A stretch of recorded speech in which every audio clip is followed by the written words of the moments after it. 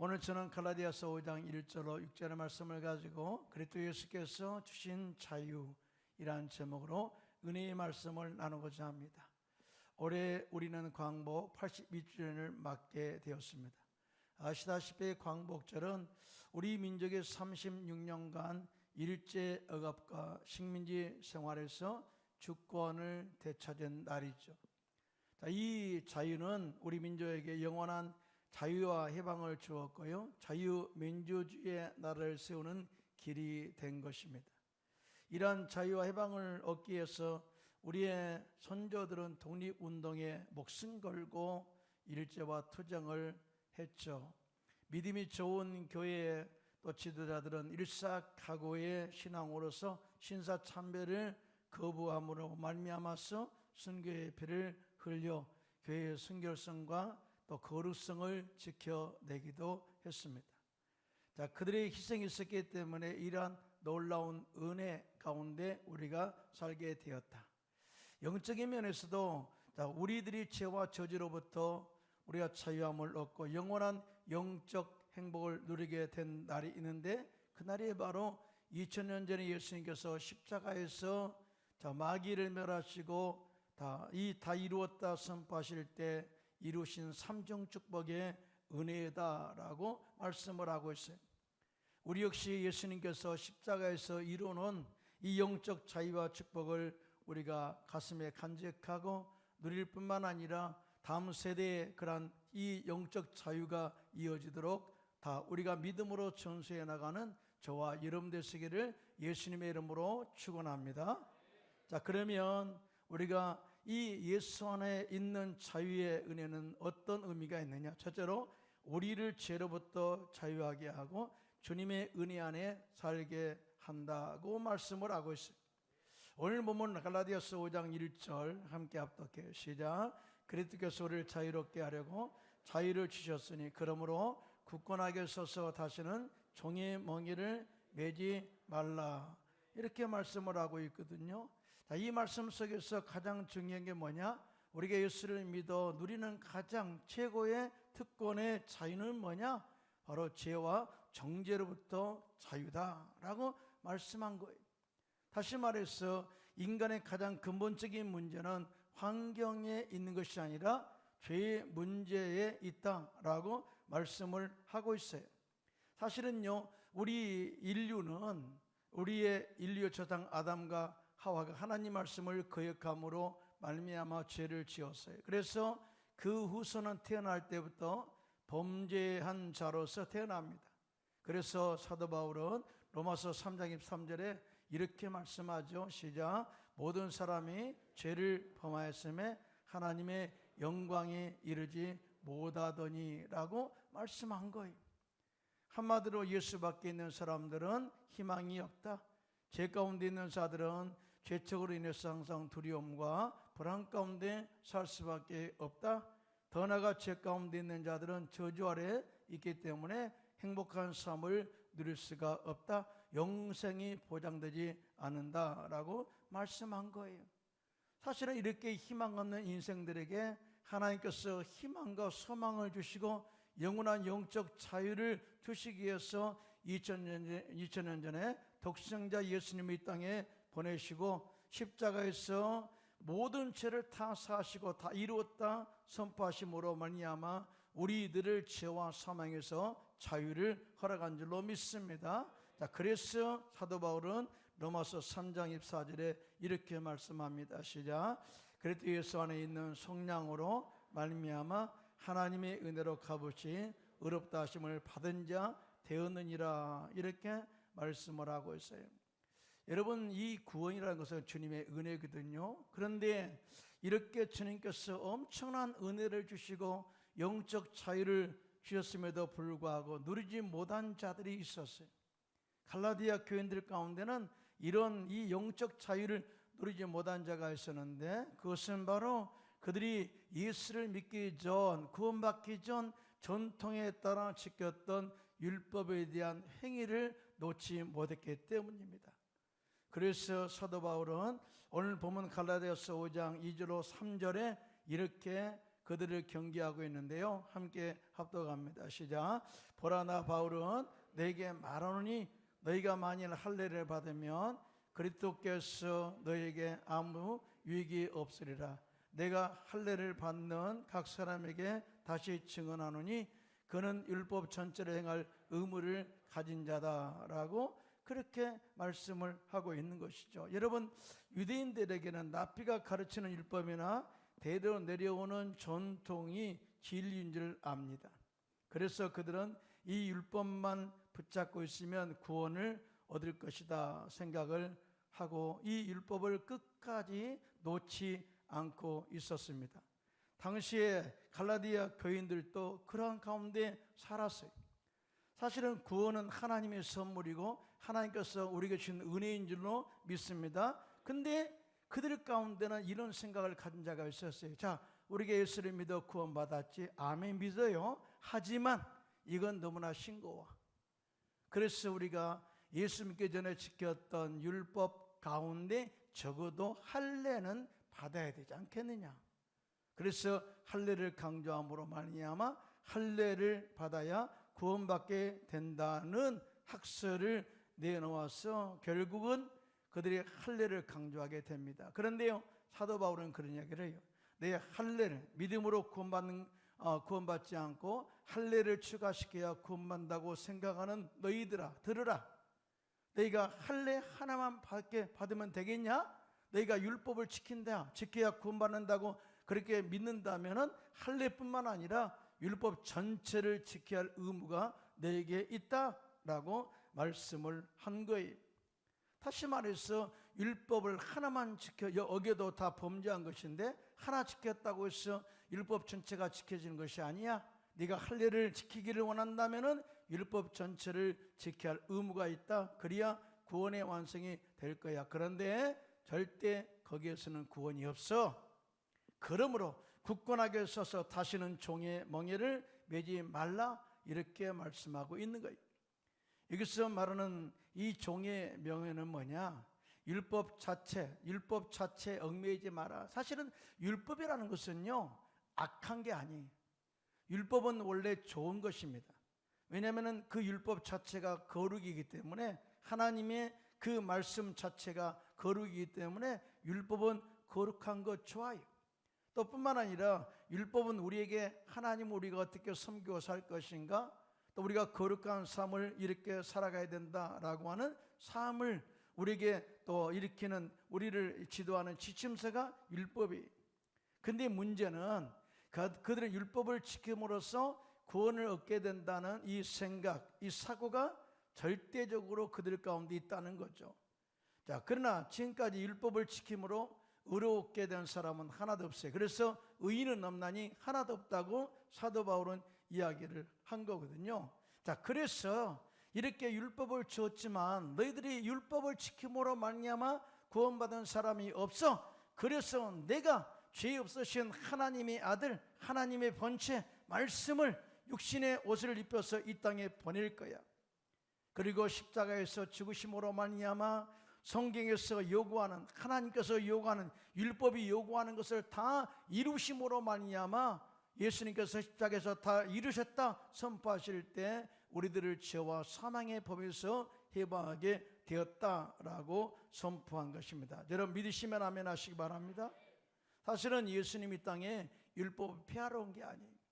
율법을 완성하러 왔다. 그래서 예수님께서는 마태복음 5장 17절에 이렇게 말씀하시죠. 시작.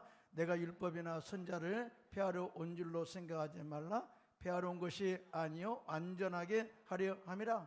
하나님 말씀은 절대 없어지지 않냐고 다 이루어진다는 사실을 믿으시면 아멘 하시기 바랍니다. 자, 그런데 문제는 뭐냐? 율법을 지킴으로 말미암아 구원받는다고 하는 이 개념이 결국은 주님의 은혜를 떠나게 만들었다라고 이야기를 하고 있는 거예요.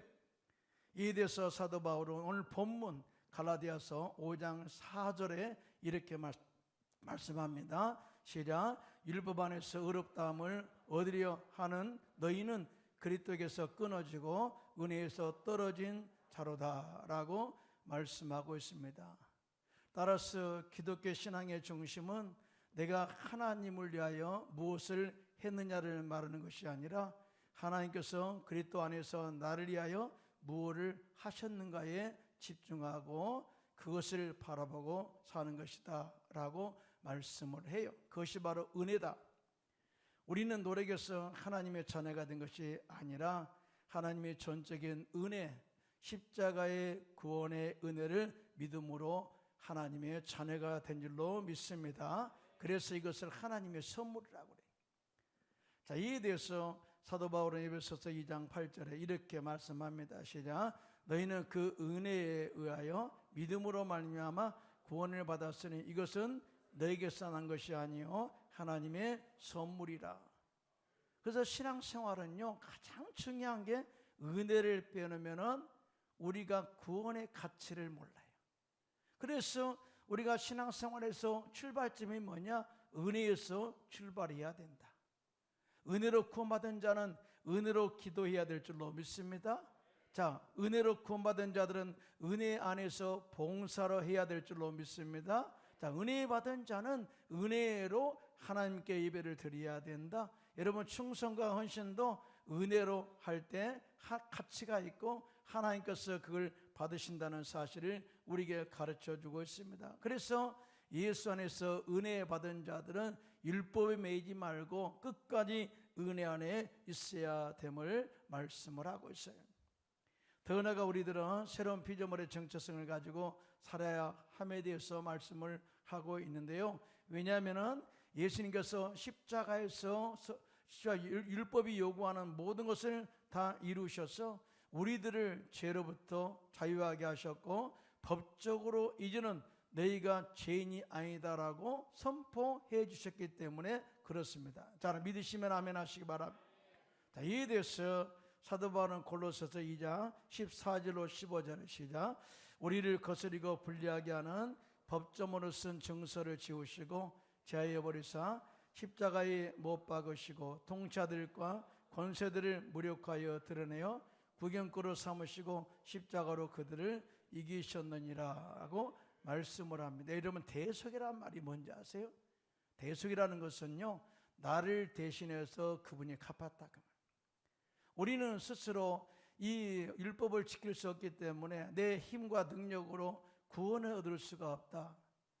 대속, 즉 이 값을 지불할 수 있다. 이 구원을 얻기 위해서 값을 지불할 수가 없다. 근데 이렇게 이 값을 지불할 수 없는 인간들을 도와주시고 구원하시기 위해서 예수님이 십자가에서 친히 대속의 피를 흘리셨어요.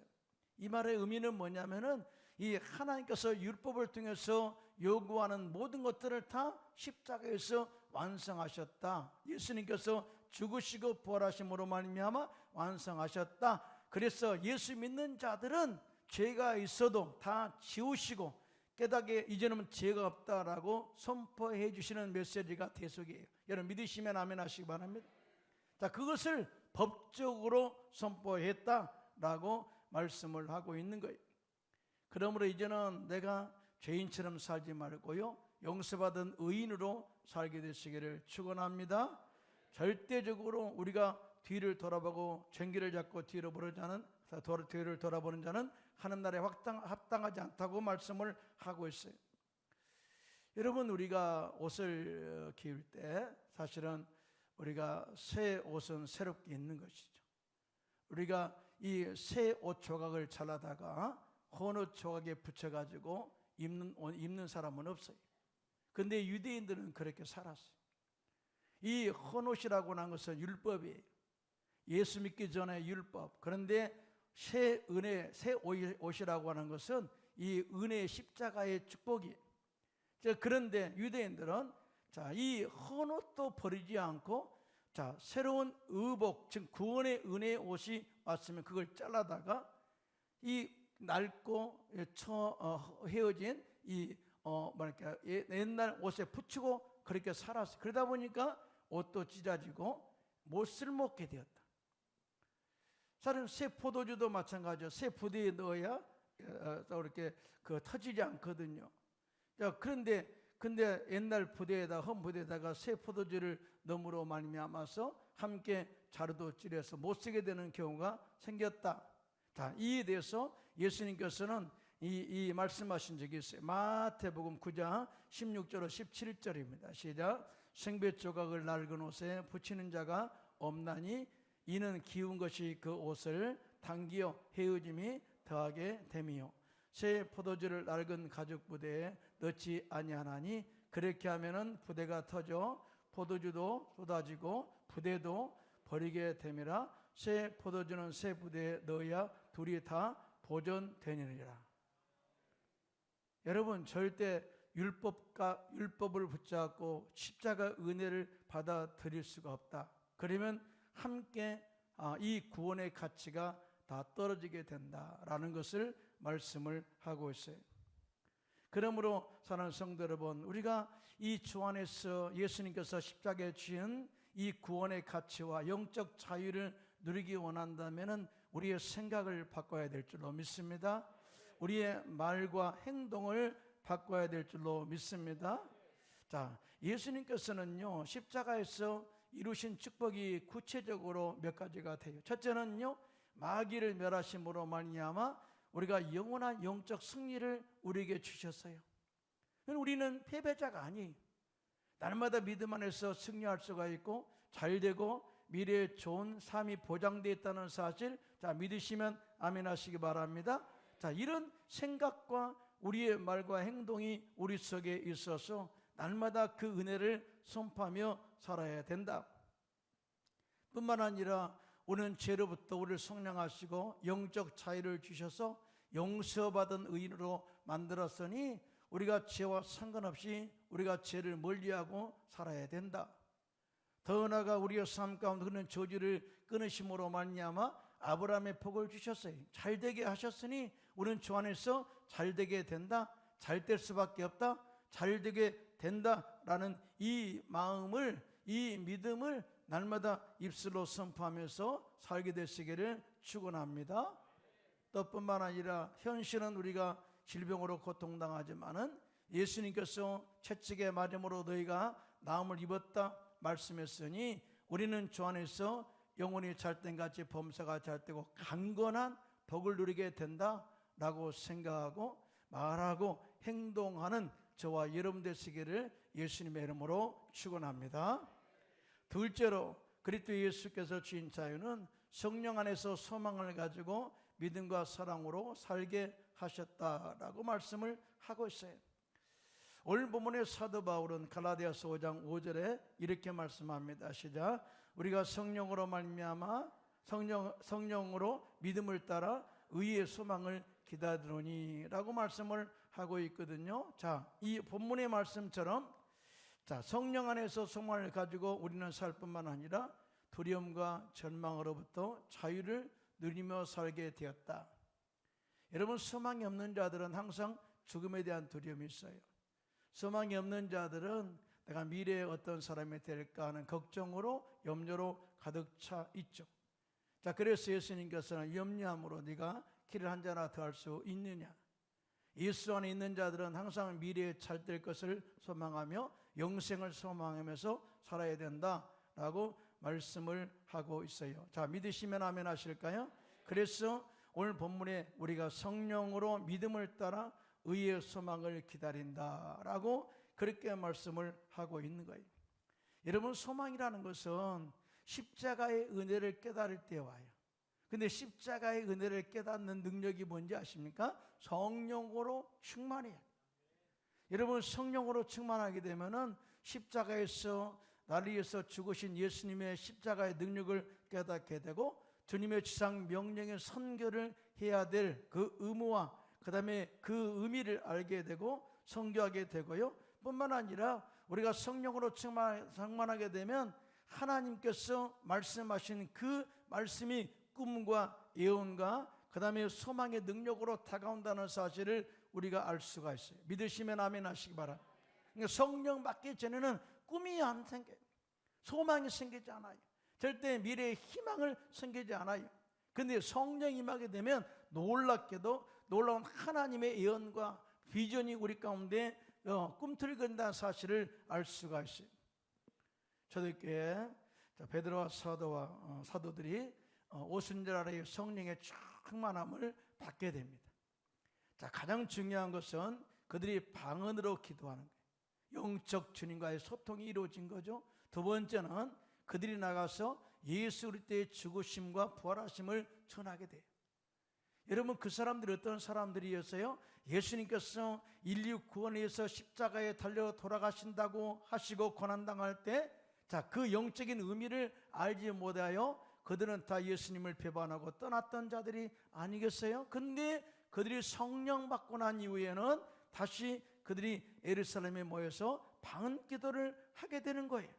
도망가지 않아요. 두려워하지 않아요. 절대 염려하지 않아요. 담대하게 그들 앞에 섭니다.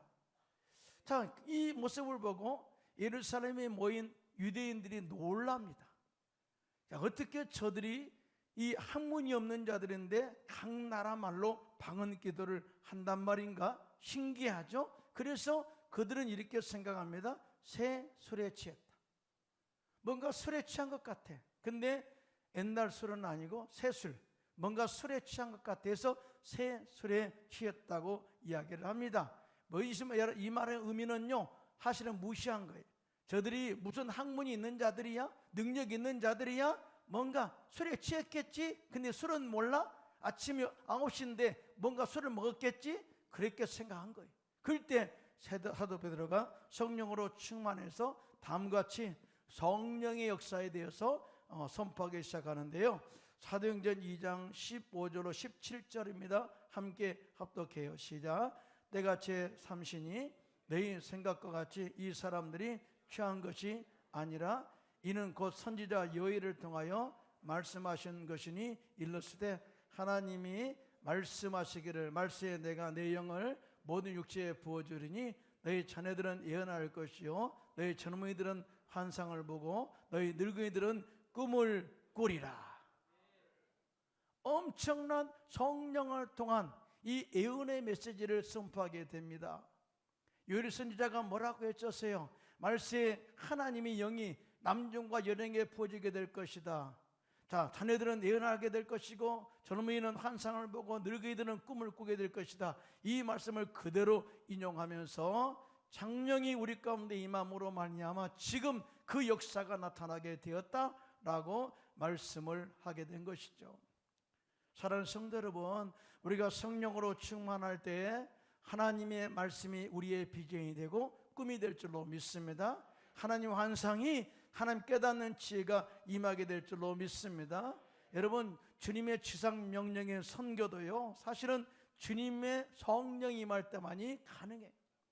우리가 전도하지만은 전도도 내 힘으로 안 돼요. 그래서 오직 성령이 내게 임하시면 내가 권능을 받고 예루살렘과 온 유대와 사마리아 땅까지로 내 증인이 되라, 이렇게 말씀하잖아요. 성령이 임해야 권능 받고 주님의 지상 명령이 우리 마음속에 그려지게 되고 그 말씀에 순종해서 선교에 헌신하게 된다라고 말씀을 하고 있는 거예요. 여러분, 수리아 안디옥교회가 최초로 선교사를 파송한 교회로 유명하죠. 근데 그들이 금식하며 기도할 때 성령께서 그들 가운데 명령이 떨어지죠. 다 바나바와 사울을 따로 세워라. 다 따로 세우니까 자, 그들을 안수하여 선교사로 파송하라. 자, 그렇게 명령에 따라 그들이 선교사를 파송하게 되었는데 역시 성령의 기름 부심의 능력으로 그들이 꿈이 그 성취하게 된 것을, 하나님의 꿈이 그들에게 성취된 것을 보게 됩니다.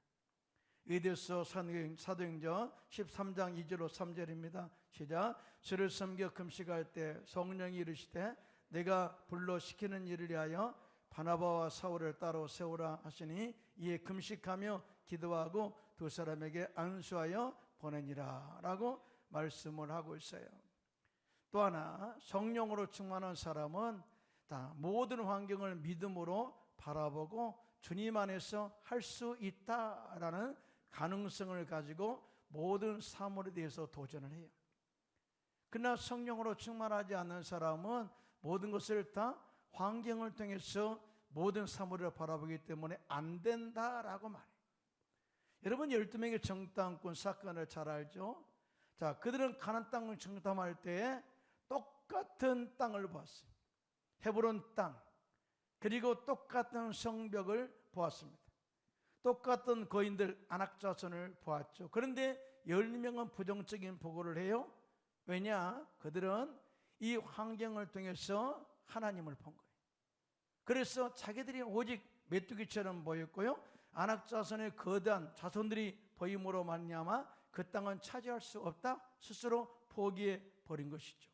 그러나 여호수아와 갈렙은 긍정의 말을 선포합니다. 왜냐하면요, 그들은 하나님을 통해서, 하나님의 꿈과 비전을 통해서 이 가나안 땅을 본 거예요. 그래서 그들은 하나님이 우리와 함께 하시면 우리의 먹이다, 또 하나님이 하시면 우리를 그 땅으로 들이실 것이다. 즉 믿음 안에 있는, 성령님 안에 있는 하나님의 비전을 통해서 그 땅을 바라보니까 그 땅을 정복하게 된다는 사실을 그렇게 믿음으로 선포한 것입니다. 이것이 바로 이 성령으로 충만한 사람들 가운데서 믿음의 차이다. 사랑하는 성도 여러분, 문제가 있다고 해서 인생이 끝난 게 아닙니다. 믿으시면 아멘. 경제적 어려움이 있다고 해서 인생 끝난 거 아니에요. 자녀들에게 문제가 있다고 해서 그 자녀의 인생이 끝난 게 아니에요. 몸이 약해졌다고 해서 그 사람이 죽는 게 아닙니다. 앞길이 보이지 않는다고 해서 미래가 없다고 그렇게 이 부정적으로 말할 것이 아닙니다. 하나님이 함께 하시면 모든 문제 다 해결되고 또 건강으로 회복되게 되고 미래의 희망이 보인다는 사실을 절대 믿으시기를 예수님의 이름으로 축원합니다. 그러므로 우리는 이 영적 자유와 축복을 누리기 원한다면은 예수님께서 십자가에서 이뤄놓으신 삼중 축복의 이 눈을 가지고 세상을 볼 줄 아는 지혜가 있어야 된다. 성령 충만한 능력 안에서 생각을 바꿔야 된다. 우리 언어를 바꿔야 된다. 행동을 바꿔야 된다 라고 말씀을 하고 있는 거예요. 그래서 나는 안 된다가 아니라 주님께서 함께 하시면 된다, 이 선포라는 거죠. 길이 없다가 아니라 하나님께서 함께 하시면 하나님께서 길을 만드신다. 왜? 하나님은 웨이메이커, 길을 만드시는 분이시기 때문에 그렇습니다. 믿으시면 아멘. 나는 혼자가 아니다. 성령께서 나와 함께 하심으로 말미암아 에베네셀이 되시고 임마누엘이 되시고 미래는 주님께서 좋은 것을 예비하신 야의 유래가 되셨어 우리를 승리의 길로 인도하신다 라는 이 생각을 가지고 살게 되시기를 예수님의 이름으로 축원합니다. 그리고 성령 안에서 영적 자유를 얻은 사람은 믿음 안에서 사랑으로 섬기게 된다라고 말씀을 하고 있어요. 여러분, 사도 바울은 이 본문의 말씀을 통해서 정말 놀라운 결론을 내리게 되는데, 오늘 본문 갈라디아서 5장 6절 말씀에 함께 합독합니다. 시작. 그리스도 예수 안에서는 할례나 무할례나 효력이 없을 때 사랑으로서 역사하는 믿음 뿐이니라. 여러분, 할례나 무할례, 이것은 논쟁이거든요. 사실은 네가 할례를 받아야 구원받는다, 아니 할례 안 받아도 구원받아, 이거는 그들이 가지고 있는 논쟁이거든요. 논쟁. 사실 우리 논쟁 많이 있죠. 자, 이렇게 해야 됩니다, 저렇게 해야 됩니다. 내 주장 많이 내세우잖아요.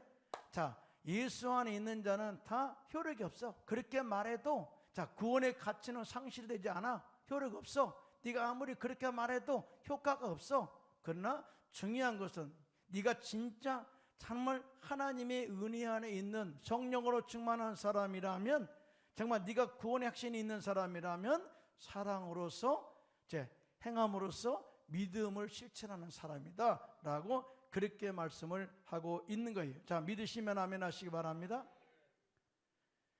자, 그런데요, 여기서 사랑이라는 것은 말로만 그치는 것이 아니라 사도 바울은 더 확실하게 사랑이 뭔가를 정확하게 이야기하고 있는데요, 갈라디아서 이 5장 13절에 이렇게 말씀합니다. 시작. 형제들아, 너희가 자유를 위하여 부르심을 입었으나 그러나 그 자유로 육체의 기회를 삼지 말고 오직 사랑으로 서로 종노릇 하라.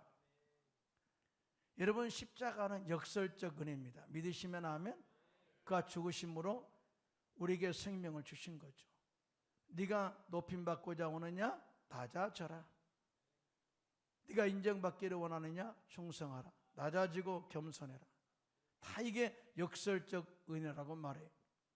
사실은 우리가 우리 교회에서 사람을 찾는 것도 내가 낮아지고 섬길 때 다른 사람이 힘을 얻고 생명을 얻게 되는 줄로 믿습니다. 자, 그래서 예수 믿고 영적으로 자유된 자들은 사랑의 빛을 지고 살아가야 된다라고 말씀을 하고 있습니다. 자, 그렇습니다. 내가 하나님의 은혜로 제사함 받았기 때문에 상대를 용서할 힘이 생기는 거예요. 내가 하나님의 사랑을 받았기 때문에 그 사랑으로 상대를 사랑할 힘이 생기는 거예요. 내가 하나님의 위로하심을 받았기 때문에 그 위로하심 능력으로 다른 사람을 위로해서 세워가는 거죠. 내가 하나님으로부터 축복을 받았기 때문에 내게 있는 모든 축복은 내 것이 아니라 하나님 것이기 때문에 서로 베풀고 나눠지면서 행복해지는 것입니다. 이것이 바로 사랑으로서 사랑으로 역사하는 믿음이다라고 그렇게 정의를 하고 있어요. 자, 우리가 이 영적 자유를 누리지 못하고 지키지 못한다면은 다음 세대는 그 축복과 자유를 누리지 못해 마치 유대인들처럼 말이에요. 자, 십자가의 은혜 구원에 이미 그들 가운데 임했는데 옛날 헌 옷을 잡고 있어서 새 생배 조각을 헌 옷에 붙여가지고 그렇게 상하게 만든다면은 다 쓸모없게 된다 그 말이에요. 그러니까 이 오늘 말씀을 들은 여러분들은 십자가의 은혜 안에서 영적 자유를 누리실 뿐만 아니라 축복을 정말 누리면서 다음 세대에도 그대로 물려주시기를 예수님의 이름으로 축원합니다. 자, 우리는 81년 전 우리 선조들의 희생과 헌신을 통해서 이룩한 강복의 자유와 해방을 누리기 위해서는 과거에 머물러 있지 말아야 돼요. 우리는 지금도 싸워요. 네가 진입하냐 아니냐, 네가 좌파냐 우파냐, 그게 우리하고 무슨 상관이 있어요? 자, 우리는 이미 우리에게 주어진 자유를 가지고 미래에 대한 꿈과 비전을 가지고 세계를 향하여 힘차게 나가야 될 줄로 믿습니다. 그리할 때 우리들은 더 나은 나라를 만들어서 세계 속에 대한민국을 정말 알리고 선교하는 이 나라로서 그 축복을 계승하여 주게 될 줄로 믿습니다. 자, 그런 것처럼 우리 모두 이 그리스도께서 십자가에서 주신 영적 자유를 굳게 붙잡고 성령으로 충만하여 믿음과 소망과 사랑 가운데 서로를 섬겨 서로 세워줌으로 말미암아 우리의 삶을 복되게 하고 더 나아가 우리 모두가 주 안에서 행복하게 살아가는 복된 삶을 또 이어가시기를 예수님의 이름으로 축원합니다.